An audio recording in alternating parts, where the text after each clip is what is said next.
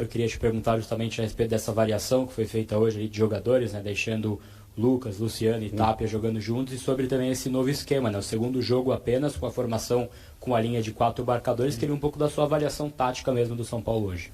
Sí, es tentar de, como falamos, es un momento que debemos tentar de ver otras cosas.